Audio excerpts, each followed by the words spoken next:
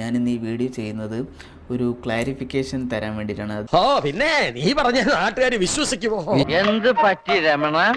കാരണം ഓരോ ദിവസം കഴിയുന്തോറും ആൾക്കാർ എന്നെ ഇങ്ങനെ വളരെ മോശമായിട്ട് അല്ലെങ്കിൽ ഒരു അഹങ്കാരിയായ രീതിയിൽ എന്നെ ഇങ്ങനെ കണ്ടുകൊണ്ടേയിരിക്കുകയാണ്. ഒരു പുണ്യാളൻ ഒന്ന് പോടപ്പാ. അപ്പം ഞാൻ കഴിഞ്ഞ ദിവസം ഇങ്ങനെ വീഡിയോ ഇട്ടിട്ടുണ്ടായിരുന്നു, വെഡ്ഡിങ് സാരി എടുക്കാൻ പോയി എന്നുള്ള സംഭവങ്ങളെ. അത് മനസ്സിലായി, ഇപ്പൊ കണ്ടല്ലോ. ഇങ്ങനെ പറഞ്ഞപ്പോഴത്തേക്കും ഞാനൊരു കാര്യം ഇങ്ങനെ പറഞ്ഞു, ഒരു സ്റ്റേറ്റ്മെന്റ്, അത് റോങ് ഇന്റൻഷനോട് പറഞ്ഞതല്ല.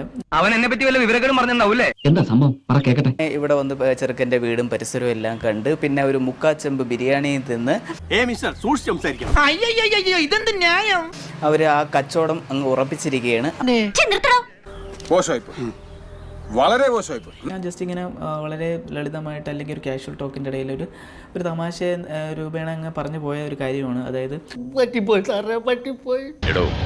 പണം ഉണ്ടായിട്ട് കാര്യമില്ല, അന്തസ് വേണം. ഇപ്പോഴേ ബന്ധുക്കളെ താഴ്ത്തിക്കെട്ടി സംസാരിച്ചു എന്നും പിന്നെ മെച്യൂരിറ്റി ഇല്ലാതെ ഞാൻ സംസാരിച്ചു എന്നും ഞാൻ അങ്ങനെയൊന്നും ചെയ്യാൻ പാടില്ലായിരുന്നു. അങ്ങനെ കുറെ എന്തൊക്കെയോ പറഞ്ഞു. അതന്നത്തെ ചോരത്തിളപ്പിന് അങ്ങനത്തെ ഒരു ദുരുദ്ദേശം ഉദ്ദേശിച്ചോ അല്ലെങ്കിൽ ആരെയും കൊച്ചാക്കണമെന്ന രീതിയിൽ, അല്ലെങ്കിൽ അവർ കഴിച്ചതിൻ്റെ പ്ലേറ്റിൻ്റെ തൂക്കവും കട്ടിയെടുത്തിട്ട് ഇത് മുക്കാച്ചെമ്പാണോ അരച്ചെമ്പാണോ എന്നുള്ളത് കൃത്യമായിട്ട് തൂക്കി എണ്ണി പറഞ്ഞതൊന്നുമല്ല. പച്ചവെള്ളം ചവച്ചു കുടിക്കണ പഞ്ചപാവം. അത് ആ ഫ്ലോയിൽ അങ്ങ് വന്ന് അങ്ങ് പറഞ്ഞു പോയതാണ്. നിങ്ങൾ ഇത്ര ചീപ്പായിരിക്കും ഞാൻ വിചാരിച്ചില്ല.